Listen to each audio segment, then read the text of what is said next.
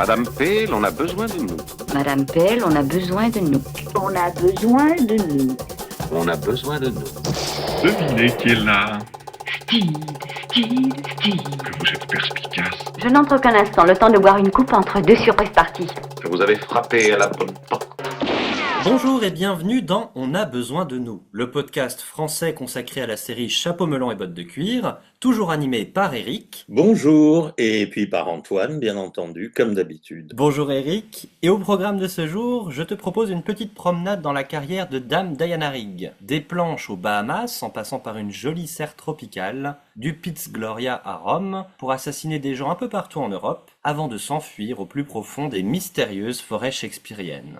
Alors aujourd'hui, on ouvre un gros dossier puisque nous allons nous attaquer aux carrières des acteurs et actrices de la série Chapeau melon et bottes de cuir, et on commence par Diana Rigg. C'est vous qui avez choisi le thème de ce premier épisode. Il y aura un podcast en plusieurs parties, on va scinder les décennies de sa carrière. Aujourd'hui, on ira jusqu'à la fin des années 60, et donc je vous invite à nous suivre dans la carrière prolifique de notre chère Diana Rigg. Notre logique va être donc de remonter chronologiquement film, enfin en tout cas production artistique, puisque nous allons parler également de télévision et également de théâtre. Vous allez voir, le théâtre tient une place toute particulière dans la carrière de Diana. Nous allons remonter comme ça les productions artistiques, année après année. Alors Diana Rigg, quelques mots sur son enfance avant de commencer. Elle est née le 20 juillet 1938 à Doncaster, en Angleterre. En fait, elle va grandir en Inde puisque son père était un ingénieur des chemins de fer en Inde. Elle va y rester jusqu'à la fin de la Seconde Guerre mondiale en 1945. Avant de revenir en Angleterre, elle va grandir dans un pensionnat de jeunes filles. Il professe dans un établissement des environs d'Oxford, une école de jeunes filles, le collège Dorrington. De jeune fille. Les élèves sont actuellement en vacances. Et puis ensuite, elle va vouloir être actrice. Et donc, comment on fait, Eric, quand on veut devenir une grande dame du théâtre britannique au milieu des années 50 ? On va dans la meilleure école qui existe, la Royal Academy of Dramatic Art, qui est baptisée la RADA, évidemment, Ready. Pour Diana, c'est une évidence, elle y pense depuis longtemps, mais elle a surtout été soutenue, alors pas tellement par ses parents qui n'étaient pas du tout d'accord sur une carrière d'actrice, mais en revanche, elle avait sa prof de diction, d'élocution, et cette prof qui s'appelait Sylvia Greenwood va réussir à convaincre les parents de leur dire non, mais elle a vraiment quelque chose et il faut l'aider. Le fait qu'elle s'est plus ou moins fiancée sans demander l'avis de ses parents, elle a à peine 17 ans, hein. Les parents ne sont pas du tout contents et donc ils vont avoir l'idée diabolique de lui dire écoute, tu choisis, soit c'est tes fiançailles, soit c'est la Royal Academy si tu es accepté. Et le choix est vite fait, Diana rompt ses fiançailles. Donc ça, voilà, on a déjà le caractère de la jeune fille, là, hein. Elle a le théâtre en tête. Le théâtre dans le sang. Donc elle va très vite oublier ce jeune homme dont on ne sait rien. Elle a coup de bol ou pas, j'en sais rien, mais elle est prise tout de suite, hein. Une audition de 5 minutes et le oui est immédiat. It's a big day for these young actresses. Like thousands of other girls, they want to make a name on the stage, and they've been working hard to make their dreams come true. Now the moment has arrived for them to show what they've learned during their first year's training at the Royal Academy of Dramatic Art. Alors, ce qu'il faut préciser, cette année-là est une année virage pour la Royal Academy of Dramatic Art. Ils ont changé plein de règles, ils ont changé plein de choses, ça c'est, densifié, ce qui va faire que tous les élèves de cette institution, c'est un petit peu, on pourrait comparer ça à notre conservatoire, sont presque sûrs d'être la crème de la crème, l'élite de leur profession. Il faut quand même voir que la promotion 1955, Diana, elle se retrouve avec Glenda Jackson, Anthony Hopkins, Albert Finney. Du beau monde, hein. Ça va lui arriver souvent dans sa carrière à Diana d'arriver dans des entreprises à un moment où elles sont à la tournée de leur destin. C'est le cas de la Royal Academy, mais ça sera pareil avec la Royal Shakespeare Company, ça sera pareil avec les Avengers, bien sûr, on le sait bien. Quand elle arrive, la série est vraiment à la croisée des chemins, elle prend un pari énorme en passant sur le film. Le Bond, c'est pareil, quand elle rentre dans le service secret de Sa Majesté, c'est un bouleversement. Et même plus tard, ça va continuer avec le National Theatre dans les années 70. Mais ça, je pense que ça sera pour le prochain épisode. Oui, Voilà. on aura l'occasion d'y revenir un peu plus tard. Pour Diana, surtout en rentrant dans cette école, elle sait surtout qu'elle rentre dans Londres, qu'elle va vivre à Londres pour la première fois. Alors à la Royal Academy, elle va se faire une copine qui s'appelle Valérie, qui deviendra pas une actrice par la suite, mais deviendra connue en Grande-Bretagne pour devenir une lady qui a épousé un grand chef d'orchestre. Donc il y aura même des interviews d'elle plus tard pour parler de sa meilleure amie Diana Rigg, et qui en parle en expliquant que elle était toujours parfaite, même naturellement, même sans être apprêtée, elle était exactement ce qu'il fallait. Elle passait beaucoup de temps à sortir le soir, à faire la fête, n'apprenait jamais ses textes, les lisait 5 minutes avant de passer. Et effectivement, c'est au cours de sa seconde année que on a plusieurs professeurs qui lui disent bon là il va falloir que tu donnes le meilleur de toi parce que tu as un moment un peu charnière de ta carrière et si tu pars en vrille maintenant, tu risques de ne jamais devenir actrice. Oui, oui, on lui a mis un petit peu un coup de pression parce qu'en plus, il devait savoir, parce que c'est un tout petit monde, le milieu du théâtre. Semaine de chahut. Vous voyez, il faut attraper les étudiants de première année et leur faire verser leur contribution à différentes œuvres charitables. Mais nous nous soucions aussi de leurs études. Je vous prie d'être indulgente pour l'impétuosité de ma petite bande. Comptez sur moi. Vous savez, normalement, nous ne sommes jamais discourtois avec nos anciens. Alors, la deuxième année, surtout, elle quitte sa petite chambrette pour prendre un appartement avec 2 copines comédiennes. Et cet appartement va devenir très célèbre dans Londres. C'est l'appartement où on est sûr de finir le week-end pour des fêtes démentes. Tous les jeunes comédiens y vont, c'est très connu. Bon, c'est peut-être venu à l'oreille de leurs professeurs et c'est peut-être pour ça qu'on les a remises un peu dans le droit chemin, on va dire. Mais donc, on arrive à la fin de cette deuxième année à la Royal Academy. La première idée, c'est tout de suite d'essayer d'entrer à la Royal Shakespeare Company, qui ne s'appelle pas encore comme ça. À l'époque, c'est la Shakespeare Memorial Theatre Company. En réalité, ça va pas se passer comme prévu parce qu'elle passe une première audition, mais elle échoue. Elle veut rester dans le milieu du théâtre quoi qu'il en soit, parce qu'il va falloir attendre un an quand même pour pouvoir recommencer. Elle essaye de rentrer dans le milieu du théâtre, elle va y arriver, elle va travailler dans un théâtre comme assistante du régisseur, c'est-à-dire s'occuper du plateau, des accessoires, des entrées et sorties des acteurs, mais elle va être également souffleuse pour pas mal de pièces. En fait, c'est un peu la fille à tout faire, mais en tant que souffleuse, elle va agacer pas mal d'acteurs, d'actrices surtout, je pense, parce qu'il y a même eu une critique un jour qui disait on entendait plus la souffleuse que l'actrice, donc c'est à elle qu'on donnera éventuellement un prix d'interprétation. Mais le fait de travailler dans ce milieu lui avait permis de rentrer dès cette première année dans ce que nous, on appelle en France les intermittents du spectacle, en fait. Elle va faire évidemment de la mode, du mannequinat. Mais alors, bon, visiblement, ça l'intéresse pas beaucoup, donc c'est vraiment de l'alimentaire pour elle. On ne connaît pas beaucoup de photos de cette époque. Au temps de Joanna Lumley, on en retrouve beaucoup des photos de mode d'avant qu'elle soit actrice. Diana Rigg, j'en connais pas trop, mais il y aura peut-être des recherches à faire en Angleterre. Il doit y avoir certainement beaucoup à creuser, je pense, le passé de Diana Rigg. Je pense qu'elle a laissé des traces un petit peu partout et qu'il reste des choses à découvrir. Hein. Va arriver l'année suivante, en 1959, et là, elle est prise. Et là, elle arrive aussi dans un virage, parce qu'elle va faire donc cette fin d'année 59, mais dès 1960, il y a un changement de direction artistique et qui est vraiment capital. C'est le jeune Peter Hall, qui a à peine 33-34 ans, je pense, à l'époque, qui va prendre la direction. Ils vont être très amis très rapidement, ils vont le rester longtemps. Ça va avoir beaucoup d'importance dans sa carrière. Donc en 1960, avec l'arrivée de ce garçon, Peter Hall, ça devient la Royal Shakespeare Company, qui s'installe à Stratford-upon-Avon, et pour un bon bout de temps. Donc, dans ses premiers temps, elle joue pas les premiers rôles, hein, il faut pas rêver, elle est distribuée dans des petits rôles en général, et même sûrement de temps en temps ce qu'on appelle des hallebardiers, c'est-à-dire de la figuration. Dès la première année, elle est quand même remarquée dès 1959. Elle remplace Priscilla Morgan et la presse le note à plusieurs reprises et on a plusieurs coupures de presse qui disent Diana Rigg, très très bonne performance, on a hâte de voir ce qu'elle va donner à la Shakespeare Company. Mm-hmm. Je pense que la Shakespeare Company, bien qu'elle lui donne pas encore des rôles très conséquents, ils misent beaucoup sur cette actrice, la prendre comme un investissement sur le long terme, et dès le tournant des années 60, ça va se vérifier parce qu'elle va... Ah oui, à partir de là, ça va se vérifier, mais même déjà avant, alors... Elle avait déjà joué, par exemple, dans le Midsummer Night's Dream, Le songe d'une nuit d'été, mais je ne crois pas qu'elle jouait le même rôle qu'elle jouera plus tard, celui d'Helena. Elle joue dans énormément de pièces, hein. Elle est dans les Deux Gentlemen de Vérone, dans Le Marchand de Venise. Et en 1962, on va la retrouver donc dans La Mégère apprivoisée, Taming of the Shrew, dans lequel elle joue le rôle de Bianca. C'est d'ailleurs la première héroïne de la pièce qui a à apparaître, en fait. On peut noter, ça c'est très intéressant,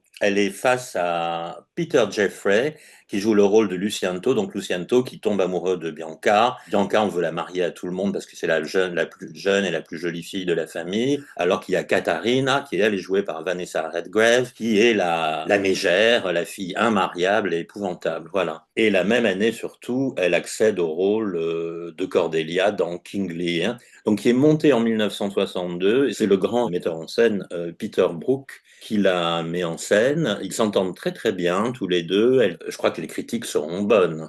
Oui, la critique est dithyrambique. Par exemple, The Stage, le 20 décembre 1962, dans une critique de Herbie Marriott, nous écrit « Diana Rigg est la meilleure Cordelia que j'ai jamais vue. Elle est tout à fait crédible, une princesse de l'esprit et de l'âme, avec beaucoup de vérité et de compassion. » On voit bien que Diana frappe l'œil des critiques et des spécialistes de théâtre, au point d'être photo grande page.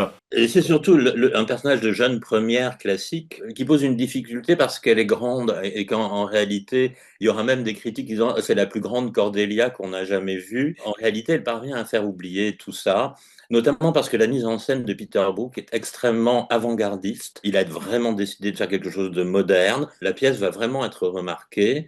Et du coup, elle va même partir en tournée en 1964. Elle n'est pas encore Mrs. Peel, loin s'en faut, elle va partir en tournée mondiale. Je ne sais pas combien de dates ils ont fait, mais ils sont sûrement allés aux États-Unis. C'est la tournée en 1964, mais elle a déjà quitté la Royal Shakespeare Company. Elle ne re-signe pas de contrat pour continuer, ce qui va quand même beaucoup les décevoir, mais je pense que ça a été rendu possible par son amitié avec Peter Hall. Mais elle avait envie d'autres expériences et ils se sont dit, bon, elle reviendra peut-être. Et ils n'avaient pas tort d'ailleurs. Là, elle va donc commencer à courir les castings et écoute, parle-nous donc de sa première télévision, Diana. Alors, il y a plusieurs trucs en fait. En fait, il y a beaucoup de confusion avec des versions filmées de certaines de ces pièces. Oui. Or là, on parle bien de rôles taillés à la télévision, tournés dans des studios, dans les conditions de tournage de la télé, quoi. Sa première télévision qui va pas se faire remarquer, c'est dans la série The Sentimental Agent, dans l'épisode 9 qui s'appelle A Very Desirable Plot, qui est diffusé le 23 novembre 1963, 1 ou 2 heures avant un épisode de Cathy Gale qui s'appelle The Medicine Man, les sorciers, je crois, chez nous.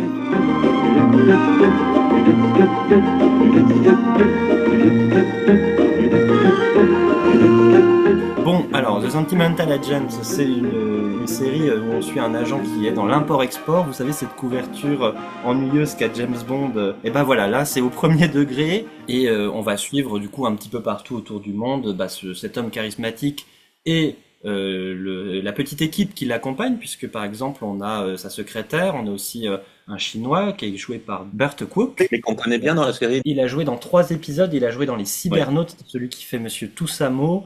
Et il est aussi dans un épisode de la saison 1, il fait le fameux roi qu'il faut tuer dans Kid the King. Et je crois que c'est un méchant dans Quadrille de Homard aussi. Have elected myself representative substantial group Chinese businessmen. We desire to purchase remainder of plots which your estimable employer has for sale. Le fait que Diana soit sur cet épisode, que ce soit sa première télé, d'ailleurs c'est très important, c'est marqué au générique Introducing Diana Rigg. Donc ça, c'est quelque chose qu'on ne fait que pour les gens pour lesquels c'est vraiment le premier tournage, que ce soit télé ou cinéma, en fait. Mais je pense que la télévision était enchantée d'avoir quelqu'un de la Royal Shakespeare Company qui débarquait à la télévision, où elle joue une charmante fille d'un propriétaire qui vient d'acheter des terrains qui, en fait, sont complètement invendables. C'est une escroquerie immobilière.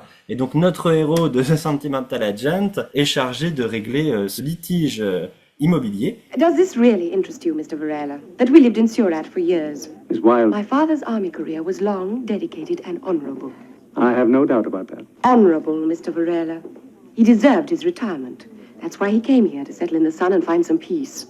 That's why he bought a plot of land from Lamont and a house from you. Au casting, elle fait face à un Donald Sutherland qui fait de la figuration en tant que réceptionniste d'hôtel. Du côté du scénariste. Il y a des vraies surprises puisque le scénario est signé Brian Clemens, que l'on connaît bien, et la réalisation est signée Harry Boff, qui fera partie de l'équipe technique de The Avengers. C'est notamment lui qui dirige le générique des cibles de la période Tara King. Ça, je trouve ça formidable, le fait que ce soit un épisode de Brian Clement, mais il n'a aucune idée que la jeune actrice engagée pour cet épisode qu'il a écrit s'appelle Diana Rigg, et quand il la retrouve en saison 4, mais aucun des deux ne le sait, quoi. C'est ça qui est drôle, parce que je pense que si Brian Clement avait su qu'il avait la première fiction de Diana avec le Introduction de Diana Rigg, il nous l'aurait dit certainement très souvent dans ses interviews. Elle ressemble déjà beaucoup à Emma Peel, tout particulièrement, je trouve, dans le Sentimental Agent, puisqu'elle se laisse les cheveux sur les épaules, donc elle est coiffée exactement comme Emma Peel, et de temps en temps, elle remonte un chignon, mais comme le faisait Emma Peel aussi dans ses premiers épisodes, on a vraiment l'impression de la revoir. D'autant plus qu'il y a une écriture très chien et chat en fait avec le héros de l'histoire, puisque elle est persuadée qu'il va les mener en bateau,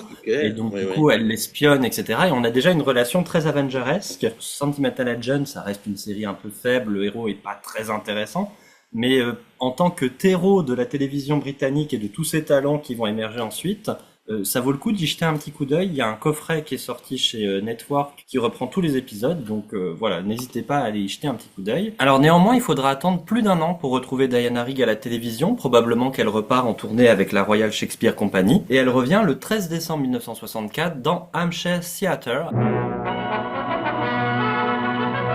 And now, for your Sunday night dramatic entertainment, we bring you Armchair Theatre. Alors Hampshire Theatre, c'est un gros programme de la télévision britannique. C'est une carte blanche aux dramaturges et scénaristes de télévision qui peuvent chaque semaine proposer des comédies, des drames, des histoires indépendantes qui sont renouvelées chaque semaine et que la critique britannique scrute avec beaucoup d'attention. Il y a nombre d'acteurs et d'actrices qui sont passés par Hampshire Theatre et beaucoup de grands noms de la télévision. On retrouve à l'origine du programme en 1959 Sidney Newman, qui a été producteur sur les saisons vidéo de Chapeau melon et bottes de cuir. Et au moment où Diana Rigg vient tourner son épisode, c'est Leonard White qui a récupéré la production de Hampshire Theatre. Leonard White qui aussi est à l'origine du lancement de The Avengers. C'était vraiment une émission à très gros succès, le Armchair Theatre à l'époque. Elle va faire sa première couverture de magazine grâce au Armchair Theatre. Et c'est pas rien, c'est le TV Times. Dans cet épisode qui s'appelle La Serre, c'est Hart House, elle joue l'épouse d'un riche industriel qui est persuadé que son mari la trompe, et donc du coup elle va faire venir le directeur commercial et sa jeune épouse pour essayer de provoquer des scènes de ménage et des jalousies. And the only certain way of doing that is if another girl made a pass at him. And if that other girl was a blonde, it would completely put him off balance. If you thought you could help me, I would guarantee Gordon becoming manager of the Brentford branch.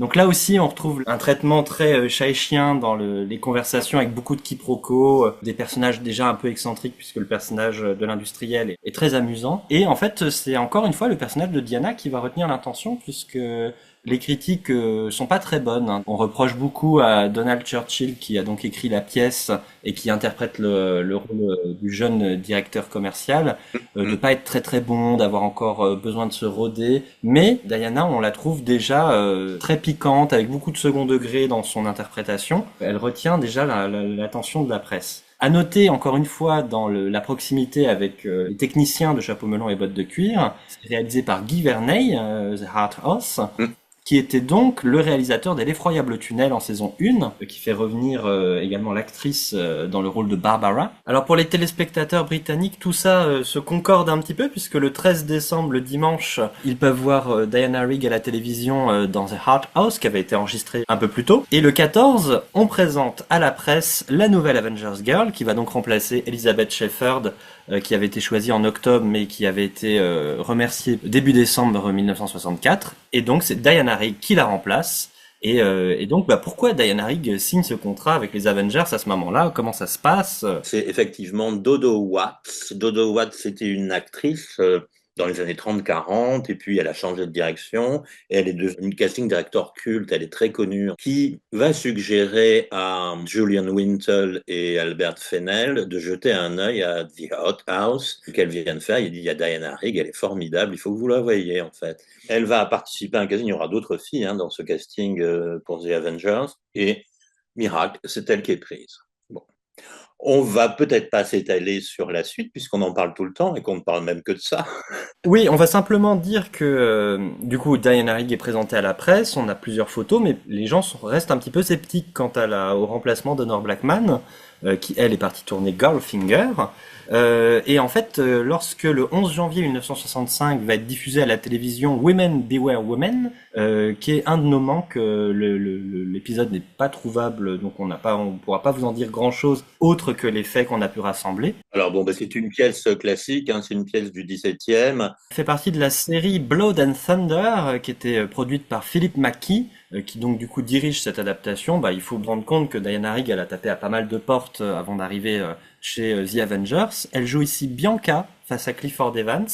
Et fait intéressant encore une fois, l'épisode est réalisé par Gordon Fleming, que l'on retrouvera nous sur Le Vengeur Volant. Ce qu'il faut retenir de Women Beware Women, c'est que l'épisode va être scruté par rapport aux possibilités de Diana en tant que future Avengers Girl. Or, elle joue un rôle qui est complètement différent, puisqu'elle joue une courtisane du XVIIe siècle en Italie. Et donc du coup, il va commencer à y avoir à ce moment-là quelques doutes quant à sa possibilité de pouvoir avoir les épaules pour être la digne remplaçante d'Honor Blackman. Donc il va y avoir toute une promotion avant avant le retour des Avengers en octobre 65 pour prouver aux téléspectateurs que oui, Diana Rigg en Emma Peel, ça va le faire. Ils vont déjà les convoquer sur le tournage de The Grave Digger, et puis ensuite il va y avoir plusieurs photos dans la presse où Diana Rigg, toute vêtue de cuir, se bat avec Ray Austin et d'autres cascadeurs de la série. C'est toute l'opération commerciale qui va être montée autour de Diana Rigg. Et donc, en octobre 1965, on découvre les premiers épisodes de la série et on est reparti pour toute une saison. Quand est-ce qu'il y a une petite pause pour Diana à ce moment-là? En fait, en 66, à la fin de la série, où bien entendu il est question de re-signer un nouveau contrat, c'est à ce moment-là qu'il y a eu beaucoup d'articles dans la presse qui disaient qu'elle avait les doigts crochus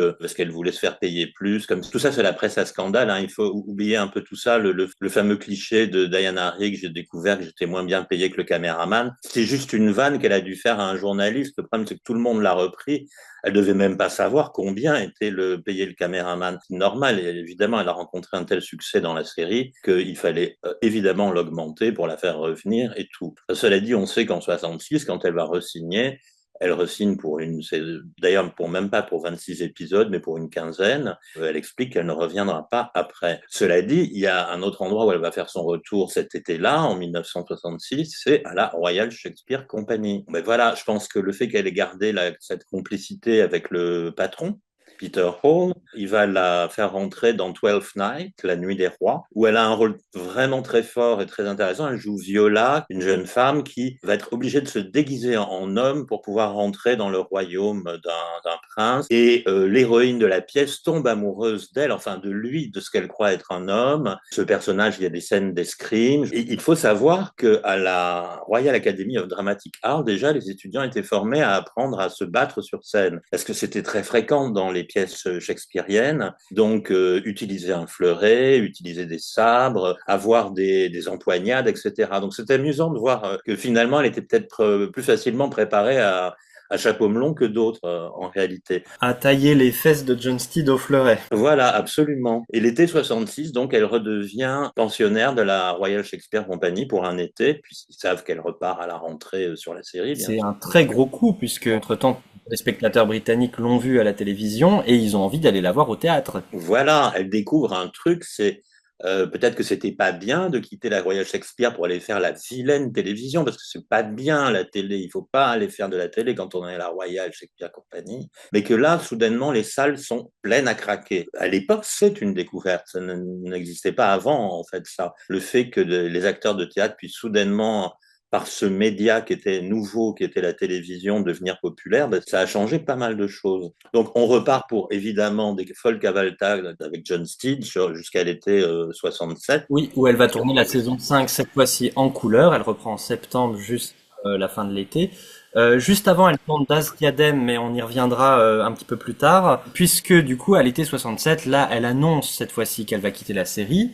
Elle l'annonce dès avril, 14 avril, elle annonce qu'elle va quitter la série. Elle honorera son contrat jusqu'à la fin de l'été où elle continuera à tourner les 8 derniers épisodes de la saison 5. L'annonce de son départ en avril, la presse spécule quant à ses futurs rôles. Est-ce qu'elle va retourner au théâtre? Est-ce qu'elle va refaire autre chose à la télévision? Ou est-ce qu'elle va aller du côté du cinéma? Oui, il y a beaucoup de spéculations, mais elle, sa décision, c'est qu'alors qu'elle est encore sur les Avengers, c'est-à-dire le mois de juillet-août, c'est les 2 derniers mois qu'elle a à faire, elle retourne à la Royal Shakespeare Company pour reprendre La Nuit des Rois, toujours dans le même rôle de Viola, mais là, il lui faut l'accord de la production. Alors bon, ils sont très gentils, parce que c'est Albert Fennell qui a décidé de ça. Il l'a autorisé en lui disant, dans la mesure où vous vous sentez capable de faire une journée de travail au studio et le soir de jouer Shakespeare, moi je veux bien essayer de faire en sorte que le planning vous libère un peu plus tôt que d'habitude, les soirs de représentation. C'était vraiment très gentil parce qu'il aurait pu dire non, tout simplement, vraiment. En dehors de ça, il y a aussi le fait qu'ayant annoncé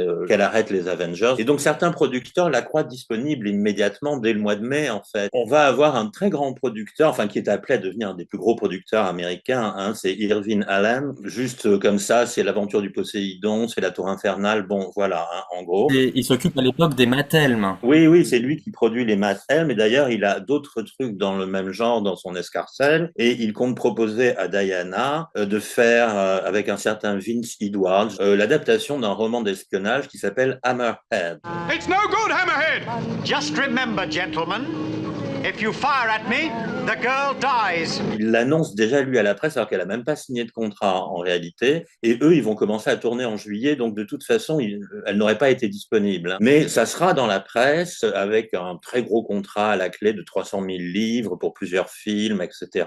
Quand on voit le film en question, on se dit de toute façon, elle aurait jamais dit oui, quoi. C'est pas possible. C'est un sombre navet d'espionnage comme il y en avait tant à l'époque, avec des héros improbables. Enfin, c'est ridicule, vraiment. Elle l'a démenti plus tard en disant mais oui, je sais que mon agent, il a eu des rendez-vous avec Irving Allen, évidemment, mais enfin bon, il n'en a jamais été question déjà parce qu'elle n'était pas libre avant le mois de septembre. Diana Rigg, et elle le dit dès son engagement sur la saison 4 de Chapeau melon, elle ne veut pas être réduite à ce rôle de Emma Peel et à une porte-flingue en fait. Elle va tout de suite dire non à tous ceux qui proposent des rôles équivalents à Emma Peel, et ça va être un peu sa difficulté à la fin de ces années 60, c'est que elle veut s'imposer en tant que grande actrice shakespearienne, là où elle est quand même catégorisée dans les bonderies et Avengerserie et compagnie, et elle va un peu avoir du mal à imposer une image alors qu'elle en a une autre à la télévision.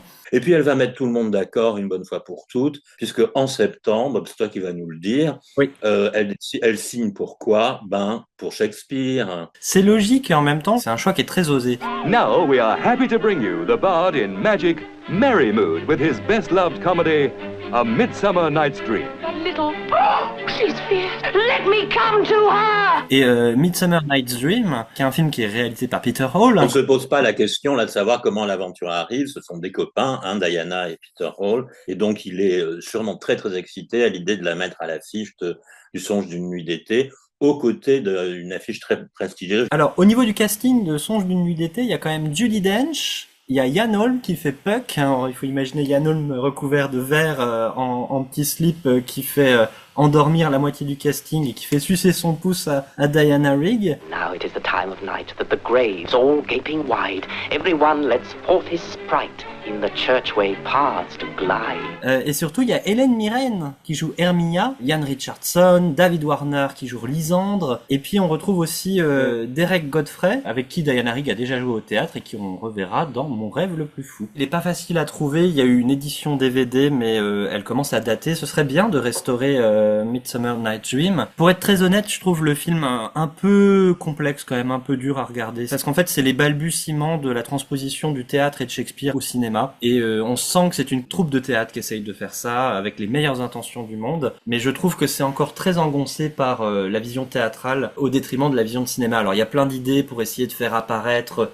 puisque c'est ça le Songe d'une nuit d'été, ce sont deux couples qui s'enfuient dans la forêt et qui vont être poursuivis par des êtres, des fées et un grand âne. Hein. Il va y avoir des effets d'apparition avec des effets de cut, des effets de montage, des effets de lumière, et puis tout ça est tourné dans la campagne anglaise, dans le Warwickshire, immédiatement après l'arrêt de Mission très improbable. En septembre, elle repart pour 5 semaines sur Midsummer Night's Dream. Donc, alors ils ont eu plein de soucis de météo au niveau du tournage. En Europe, il sort en septembre 68. Et c'est aux USA qu'il va y avoir un pépin et où ils vont le sortir directement à la télévision, en fait. On peut parler de film d'art et essai, vraiment. Film d'auteur, ça, évidemment. Même d'expérimentation, je pense. Ouais, oui, on peut même parler de cinéma expérimental, donc on peut pas parler de succès. Je pense que ce serait intéressant de replacer Songe d'une nuit d'été dans une volonté artistique d'adapter le théâtre dans un autre médium, même si concrètement le film est assez moyen. On va quand même pas se mentir. Oui, c'est le souvenir que j'en ai, je l'ai vu aussi, mais mieux vaut relire la pièce avant de le regarder, je conseille. Things base and vile, holding no quantity.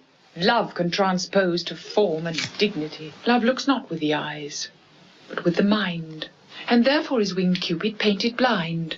As waggish boys in game themselves forswear, so the boy love is perjured everywhere. Et puis comme on disait, un Shakespeare, une bonderie, puisque le 8 novembre, elle va signer avec la Paramount un contrat à 20 000 livres pour adapter un roman d'espionnage qui s'appelle Assassination Bureau, Assassinat en tout genre chez nous, va tourner avec Oliver Reed. Donc il y a déjà un photo call qui est réalisé dès novembre, et le tournage se fera en janvier-février 68, mais cela lui laisse un tout petit peu de temps en décembre pour venir tourner. Ne m'oubliez pas, puisqu'il y a eu beaucoup de rebondissements entre-temps dans la production des Avengers, entre le choix de Linda Thorson, le retour de John Bryce, son départ, enfin beaucoup de changements de production, et donc Brian Clemens et Albert Fennell veulent rassurer un peu tout le monde et il propose à Diana Rigg de revenir pour un épisode, pour quelques jours de tournage, où elle pourra avoir ainsi une scène où elle rencontre Linda Thorson. Excusez-moi, l'appartement 3. Tout en haut de cet escalier. Merci. Oh, il aime qu'on tourne la cuillère dans son thé dans le sens inverse des aiguilles d'une montre. Je pense que l'amitié avec Fennell et le fait que Fennell ait été très arrangeant avec la Royal Shakespeare Company paye à ce moment-là avec le retour de Diana Rigg dans Ne m'oubliez pas. Très certainement, oui, très certainement. Il faut préciser que de toute façon, elle leur devait 2 épisodes. Donc, lui proposer juste quelques jours de tournage, c'était même encore très gentil. Ils auraient pu lui dire non, mais vous allez en faire 2, carrément. Alors, c'est quand même un film important. C'est un film à gros budget, Assassination Bureau. Faut pas oublier qu'à ce moment-là, Oliver Reed est une véritable star. C'est un des jeunes premiers les plus en vue de Grande-Bretagne. Et que elle, évidemment, elle est plus que très en vue. C'est la vedette du moment, quoi. Bon, donc, ils forment ce duo. Ils sont très bien entourés. Ils ont quand même Telly Savalas, Kurt Jurgens, Philippe Noiret. Ça c'est intéressant. Il y a des scènes à Paris. Enfin, elles ne sont pas tournées à Paris, bien sûr. Elles sont tournées en studio à Londres. Mais... On peut peut-être résumer l'intrigue de ce Assassination Bureau, qui est donc un roman de Jack London, tu sais, celui qui faisait Cro-Blanc. C'est un roman posthume. Il est sorti en 1963 et on va voir qu'il est très Avengeresque dans son intrigue. D'ailleurs, on pourra en discuter sur comment il aurait pu inspirer l'intrigue de quelques épisodes de la saison 4. Eh bien, en fait, c'est un spectre de la Belle Époque. C'est une association de malfaiteurs et de criminels qui propose pour la modique somme de quelques deniers d'assassiner sur demande en fonction de la clientèle. Personne ne peut nier, je pense, que l'assassinat est un talent de société qui a son utilité. Mais je dois reconnaître que dans le passé, on s'y est adonné avec plus d'enthousiasme que de précision. Cependant, tant d'incompétence et d'inefficacité relevèrent brusquement du passé. Une organisation efficace étant mise à la disposition de la clientèle par l'Office d'assassinat en tout genre, société à responsabilité limitée. Et donc, on suit un homme, un client, qui ici devient, il y a un switch du genre du personnage principal pour le confier à Diana Rigg, qui vient donc commander l'assassinat du chef du bureau. Je suis bien forcé de penser que c'est moi que vous désignez. C'est vous. Vous voulez ma vie alors que vous ne me connaissez pas. Pourquoi? Par haine de mon organisation? Parce que vous pensez peut-être qu'en me tuant, on tue mon affaire? Est-ce que c'est ça? Est-ce que c'est ça? Mais c'est la plus admirable des idées. Je n'avais pas l'intention de vous amuser. Et donc il va se commencer du coup toute une série de tueries très comiques, très avengeresques, très hitchcockiennes sur l'ensemble de l'Europe, ce qui rappelle Bond avec ses différentes destinations. Mais tout ça dans la Belle Époque et sur un fond de Première Guerre mondiale un peu comique puisque on va se retrouver au milieu de l'assassinat de François Ferdinand, l'archiduc d'Autriche. Moi je trouve que c'est un film qui est charmant, Assassination Bureau. Il y a vraiment un gros travail de production design. Comme tu dis, il y a plein de second rôles superbes. On retrouvera aussi Warren Mitchell qui était Brodney. Il y a notre ami Needle qui fait le pilote du Zeppelin. Il y a Roger Delgado. On retrouve aussi Vernon Dubchep qui était dans plusieurs épisodes des Avengers. Je signale aussi la musique de Ron Greiner, que beaucoup connaissent, puisque c'est lui qui a composé la musique du Prisonnier et de Doctor Who, et ici qui offre un thème charmant pour le film.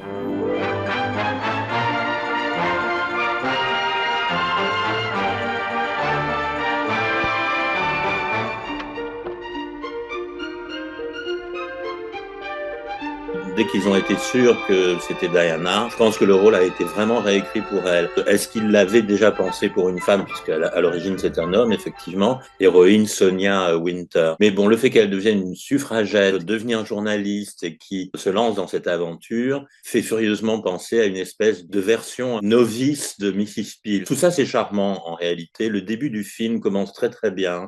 Il est très Avengers, il y a des scènes de meurtre très amusantes. Nous, Français, le fait qu'elle soit doublée par Michel Montel également, ça c'est vraiment un vrai plaisir. Mais après, c'est vrai qu'au bout d'un certain moment, je dirais à la moitié du film, après les scènes parisiennes justement, le film s'essouffle, ralentit. Disons qu'elle n'est pas assez mise en avant. Quand Vernon Dubchep essaye de la tuer, ce soit Oliver Reed qui la sauve et qu'elle puisse pas s'en sortir toute seule. Enfin, c'est des choses qui sont un petit peu énervantes. Ils auraient pu réécrire mieux la fin, je pense. Oui, franchement, ils auraient pu rééquilibrer encore plus le rôle pour Diana. Mais bon, ils l'ont pas vraiment fait. Ils ont gardé ce statut de héros pour Oliver Reed. Et elle, c'est plus le statut de comédie. Et puis peut-être d'avoir changé Oliver Reed en vrai gentil, alors qu'en fait c'est quand même le chef d'un bureau d'assassins. Oui, on n'y croit pas trop, non. Bon, je sais pas si ce film a eu un gros succès par ailleurs. Alors déjà, lui aussi a eu des problèmes pour sa sortie, surtout aux États-Unis. Ça a été reculé à 1969 parce que les États-Unis étaient choqués par le titre. Bon, les États-Unis, hein, et finalement, il va sortir juste avant Au service secret de Sa Majesté. Donc cette année-là, elle va avoir 2 gros films, coup sur coup. En France, il a été quand même pas mal rediffusé à la télévision, même récemment. Moi, c'est là où je l'ai découvert. Il y a une très belle édition en Blu-ray là qui est disponible, mais uniquement à l'international en import. Malheureusement, moi, j'aimerais bien qu'il sorte une belle édition française. Vraiment, ce serait un des films qu'on vous recommanderait de cette décennie des années 60, je pense. Oui, franchement, oui, parce que on a l'air comme ça de le critiquer beaucoup, mais ça reste très agréable à visionner. Et Diana y est formidable. Puis on la découvre sous un autre jour aussi, franchement. Elle essayait de casser son image. Et d'ailleurs, on n'envisage pas, mais peut-être que c'est elle qui a pas voulu certaines choses pendant le tournage. Être trop active, c'est possible aussi. Il faut quand même qu'on dise 2 mots de Diana Rigg aux Emmy Awards. Et malheureusement de sa défaite face à Barbara Bain, qui du coup remporte l'Emmy Award pour son rôle de Cinnamon Carter dans Mission Impossible. Ouais, c'est un échec que j'ai toujours bien pris parce que moi je suis très très fan de Barbara Bain dans le rôle de Cinnamon Carter. C'est arrivé quand même 2 fois, hein. On a eu 2 catfights, les 2 à chaque fois face à face, Diana Rigg et Barbara Bain, et les 2 fois c'est Barbara Bain qui l'a eu en 67 et en 68. Et alors suite à ça, il y a le projet le plus connu de cette décennie des années 60 après Chapeau melon, c'est le fameux James Bond au service secret de Sa Majesté. Diana Rigg est annoncée en août 1968, non pas face à Sean Connery, mais face à un petit nouveau qui s'appelle George Lazenby. On a déjà beaucoup parlé de Au service secret de Sa Majesté et on a déjà dit beaucoup de bien sur Au service secret de Sa Majesté parce que on l'aime tous les deux fort de notre petit cœur dans notre spécial James Bond, donc on vous y renvoie si jamais vous voulez en savoir un petit peu plus. Mais on peut quand même en dire quelques mots. Eric, en quoi ce James Bond est un peu particulier et en quoi Diana Rigg a été une caution du projet en fait?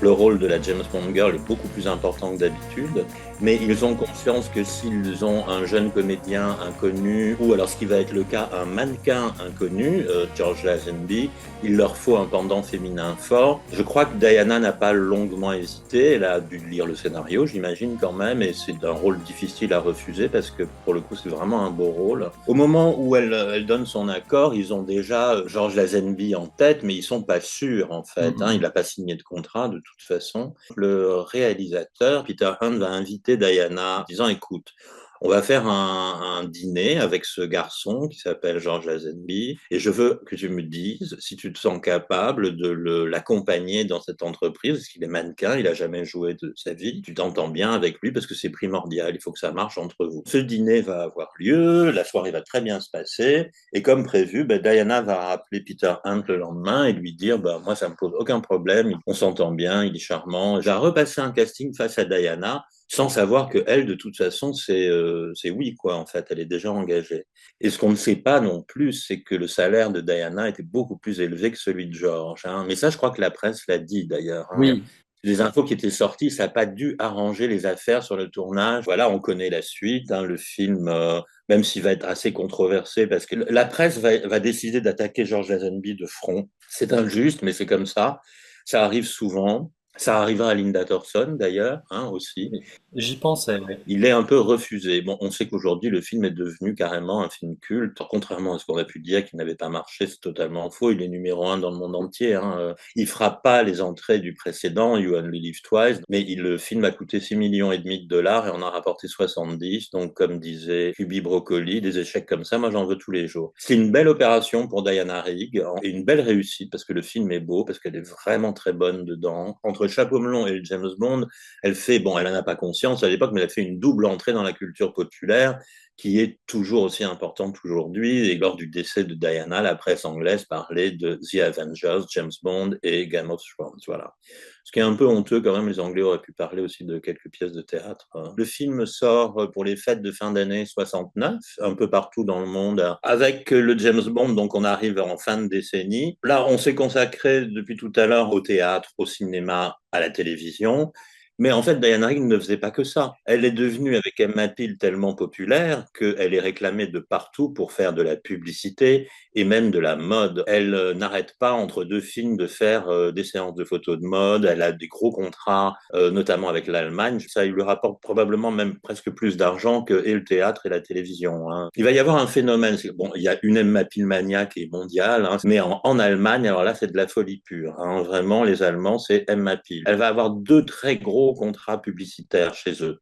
Je ne sais pas si on lui a proposé des films, mais bon, peut-être qu'elle ne pouvait pas tourner en allemand de toute façon. Une très belle marque qui est Trevira. Trevira, c'est une marque de tissu, une manufacture de tissu qui se décline en plusieurs marques de mode après. Ça envahit toutes les petites boutiques en Allemagne, mais en France aussi, hein. Et en Allemagne, ils vont vraiment construire une ligne de vêtements qui est franchement très, très, très inspirée par le travail d'Alan Hughes. Parallèlement, il y a une autre marque qui va lui proposer dès 67. C'est le fameux mystère. Tous les fans se sont demandé ce que c'était pendant des années. On va appeler ça les Mini Killers, mais en fait, c'était d'abord Das Diadem, qu'on connaît en noir et blanc. Ensuite, il va y avoir les Mini Killers, qui est tourné en Espagne.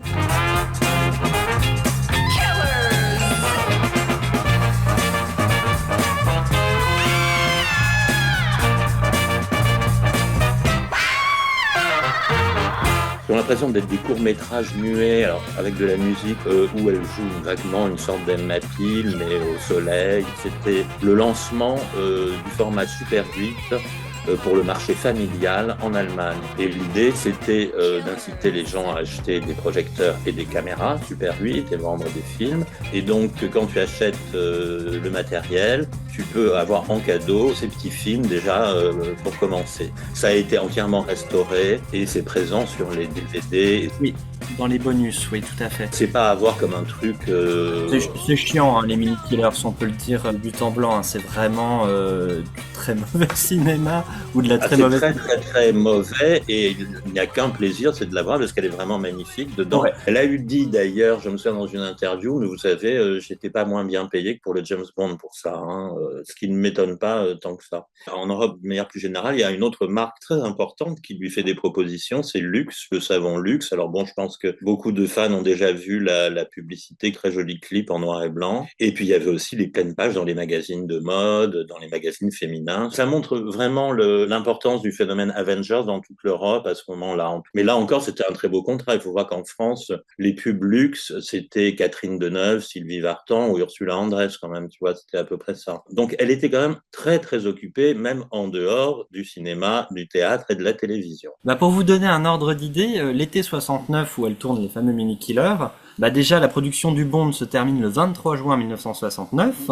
Ensuite, elle enchaîne les Mini Killers pendant 6 jours de tournage. Et début juillet 69, elle retourne tourner quelque chose puisque ça va être le Jules César de Stuart Burge.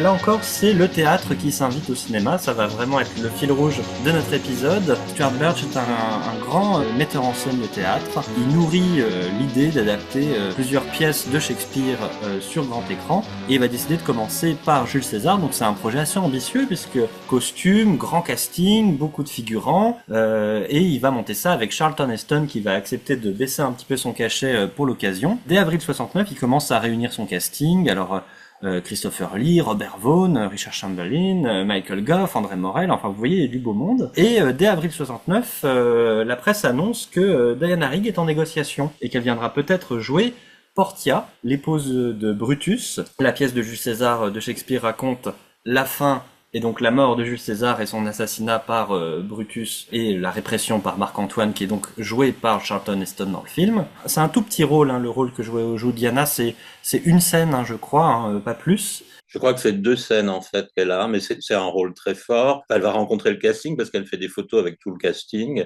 mais en revanche, elle ne joue pas avec les autres membres et notamment pas avec Charlton Heston. Et là encore, on a un rôle qui est intéressant sur le questionnement du féminin, puisque en fait, le Portia, elle demande à Brutus de pas être considérée comme une femme. Elle dit: est-ce que c'est mon sexe qui t'empêche de prendre en compte mes avis? Dans le pacte de notre mariage, dis-moi, Brutus, a-t-il été précisé que je ne doive pas participer au secret qui te touche? Suis-je ton épouse? Ne suis-je un autre toi-même que sous certaines réserves? Ne suis-je assignée qu'à satisfaire ton bon plaisir? Si c'est bien là mon seul rôle, Portia est la concubine de Brutus et non son épouse. Il y a eu beaucoup de choix pour Brutus. Avant que Jason Robards soit choisi, il était question que ce soit Orson Welles. Ensuite, on a pensé à Omar Sharif et finalement Sean Connery. Ça aurait quand même été quelque chose que Diana, juste après Au service secret de Sa Majesté, se retrouve juste à jouer des scènes face à Sean Connery. Et en fait, Jason Robards, ça va être un peu le dommage qui va entacher toute la production de Jules César. Ça va être un four, hein. Le film va pas beaucoup marcher, il va se faire démolir par la critique, et notamment l'interprétation de Jason Robards en Brutus. Le film en plus a plein de problèmes de tournage, il devait être tourné en Roumanie à l'origine. Finalement, toutes les scènes de bataille vont être tournées en Espagne. Moi, je trouve ça un peu injuste parce que pour le coup, le Jules César, je le trouve très sympathique. Contrairement à Songe d'une nuit d'été, qui a encore pas mal de balbutiements sur comment on interprète le théâtre au cinéma. Là, je trouve que Stuart Burge, même s'il est un peu rigide, même si le film n'est pas flamboyant, il a une photographie quand même assez monochrome, il a un sens de la scénographie et de l'impact de tout ce qui va se dérouler à l'écran qui est assez fort, et notamment, moi je pense à l'assassinat de Jules César qui a demandé à lui tout seul 4 jours de tournage, qui est quand même d'une sacrée intensité. Moi, ça m'avait laissé une belle impression. J'ai l'impression qu'il y a plutôt une belle photographie. Bon, de toute façon, ne serait-ce que pour voir tous ces acteurs interpréter Shakespeare. Il y a John Gielgud aussi que tu n'as pas cité. Jason Robards fait un peu hors casting, quoi. C'est vrai que ça fait miscast. C'est Mais c'est intéressant de voir que juste après le James Bond, elle renoue avec Shakespeare. Le désir de revenir au théâtre, et au théâtre classique notamment, est permanent. Oui, constant. Oui. Et c'est ce qu'il faut retenir de ce passage en revue des 15 premières années de carrière de Diana Rigg, c'est cet amour pour Shakespeare. Ça va se confirmer dans les années 70, mais ça, on vous en parlera une autre fois. Absolument, on fera donc un deuxième podcast sur Diana, peut-être pas tout de suite, mais bientôt. Et je termine plus, Jules César est disponible en France, il a été réédité en Blu-ray par chez Rimini Éditions. Donc voilà, n'hésitez pas si jamais vous souhaitez le découvrir. Maintenant, nous allons passer au quiz de Joris. On va voir s'il peut nous mettre à l'épreuve sur la carrière de Diana. Et maintenant, le quiz de Joris. Et on ouvre ce quiz de Joris sous de bons auspices parce qu'on a un vainqueur pour la dernière fois. Félicitations à Fred Abrashkov pour avoir trouvé la bonne réponse à ce quiz. C'est bien dans le titre anglais de Bon baiser de Vénus from Venus with Love que nous avons un joli cœur avec la flèche envoyée par Cupidon. Félicitations donc Fred Abrashkov. Alors Joris, est-ce que tu as des questions tortueuses à nous poser pour aujourd'hui sur le thème de la carrière de Diana Rigg? Eh bien, on va commencer donc tout d'abord avec toi, Eric. Combien de castings Diana a fait pour jouer justement dans la série? A priori, 2. Exactement. T'es passé une première fois, c'est Elizabeth Shepherd qui a eu le rôle, comme on le sait. Elle a souvent raconté qu'elle avait raté un de ses castings, et c'est probablement celui-là, en fait, je pense. Exactement. Maintenant, une question pour toi, Antoine. Oui. Sur le plateau de la série, qui adorait tout particulièrement charrier l'actrice? Est-ce que ce serait pas Roger Moore? C'est bien ça. Donc il la faisait rire, mais aussi il y a une anecdote toute particulière que Brian Clemens raconte les circonstances. Il parle d'un cercueil avec un petit trou. Dans The Grave Diggers. Et en fait, il se trouvait que Roger Moore était dans ce cercueil et que dans la scène où Emma Peel et John Steed sont censés ouvrir les cercueils, à un moment, il y a Roger Moore qui est sorti ou qu'elle a vu dedans et elle a hurlé et là, ça avait fait pleurer de rire Brian Clemens et il raconte avec plaisir cette anecdote dans un des commentaires audio disponibles actuellement. La question, c'est est-ce que Patrick Macnee était complice? Probablement, j'imagine. Une question pour vous maintenant, chers auditeurs. À son temps dans la série, Diana recevait des lettres des fans du monde entier. Diana, pour répondre à ses fans, pouvait compter sur quelqu'un en particulier pour répondre, car elle n'était pas toute seule à faire. Qui était cette autre personne? Et surtout, qu'est-ce que cette personne avait pour habitude de répondre, notamment lorsque les fans étaient très échaudés?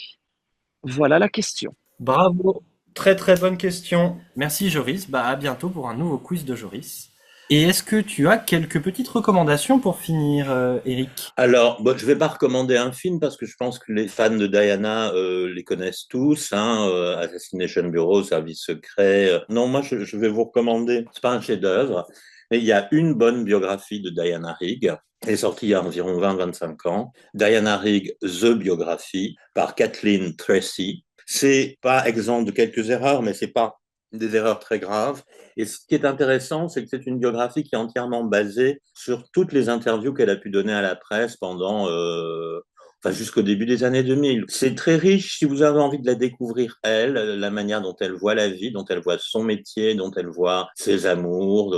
On n'a pas parlé de sa vie privée, vous l'aurez noté. Oui, on a dû faire des choix dans le podcast parce que bien sûr on peut pas de tout vous parler en un épisode. Ah ben non, si on commence à mélanger les gossips et les love stories, là on va pas s'en sortir. Donc de toute façon, dans les années 60, elle est très amoureuse d'un metteur en scène de théâtre qui est Philippe Saville. Et puis après, elle se mariera. Mais ce sera dans la deuxième partie qu'on en parlera. Elle a une vie assez mouvementée, Diana, d'une manière ou d'une autre. Avec une constante, c'est que c'est toujours sa profession qui gagne. D'ailleurs, comme elle l'avait fait toute jeune, en larguant son fiancé pour aller à la Royal Academy. Oui, c'est quelqu'un de relativement constant, finalement, Diana Rigg, quand on l'étudie bien. Moi, j'ai vraiment adoré travailler sur cet épisode. Ça nous a demandé un gros travail de préparation et moi, j'ai appris des tas de choses. Ça m'a remis un peu ma chronologie en ordre. Oui, moi, j'ai redécouvert des détails parce que je connaissais les choses en général, mais ça m'a permis de redécouvrir des tas de petits détails, des tas de petits trucs et c'est vraiment, on se rend compte à quel point c'était un départ de carrière extrêmement qualitatif, en fait. J'aurais voulu faire une dernière recommandation, puisque l'actualité parle beaucoup en ce moment de Buffy contre les vampires, qui va être rebooté prochainement sur Disney+, avec Sarah Michelle Gellar qui reprend son rôle de Buffy. Vous allez me dire, mais pourquoi il parle de Buffy dans un podcast sur chapeau melon et bottes de cuir ?